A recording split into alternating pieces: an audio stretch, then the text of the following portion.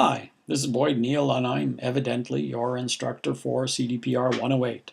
What I want to talk about a little bit in this short video is your discussion last week, your team postings, and your comments on those teams postings about the question that went something like this: how will our approach to public relations programs change given the preference of people today for visual representations of ideas and for images as much as words? Now, there was some very good content from all groups. I think you hit most of the highlights, and many of the comments from individuals on your colleagues' post contributed a great deal to the effectiveness of the discussion that went on.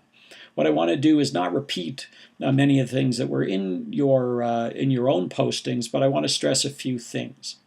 In my view, if you accept that public relations today is not synonymous with media relations, if it ever was, and I don't think it was, then with the availability of social networks and engagement platforms, it shouldn't be surprising that how we reach audiences with what kind of messages has to change, as does our role as public relations practitioners. We can no longer simply be people who write news releases, stage events, and pitch journalists. We have to become professionals at the art and science of interpreting the public for our organizations and reaching the public in ways that they willingly receive.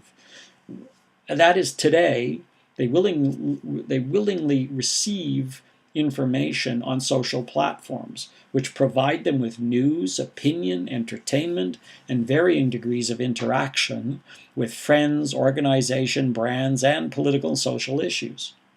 Today, that means for us as public relations practitioners that we have to be equal parts digital strategist, content creator, writer, and what I like to call visual intermediaries, or people who can determine, curate, select, and create the right image to encourage understanding and sharing, which of course is critical on social platforms. As most of the groups pointed out, people share words far less than they share images. To be successful, public relations, therefore, has to reach people with a set of ideas or thoughts that they can understand, accept, and tell others about, whether that idea is simply by me or is more complex, as in issue management, advocacy, or politics. Now, we sometimes assume that the message, which is ostensibly at the heart of public relations, must be words. In fact, however, look at the etymology of the word messages. It comes from Old French, the Old French past participle of metter, which means to send. What you send as a message to be received, though, can be words or images.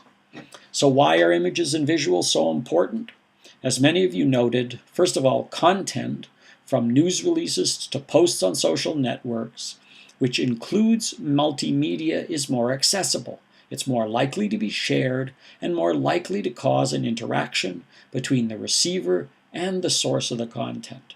The second thing is visuals allow for cross-posting on a number of different social platforms, which means the reach and possible impact of your message is amplified.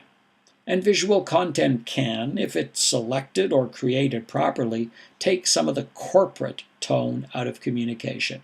It can add to the sense of the corporation, the organization, as being personal, as being human, as being accessible. It also changes why are visuals so important? Well, they also mean that we need to treat words differently. Words now will have to play off the visuals, or at least speak to them. The words we write will have to communicate with the same energy that visuals can impart.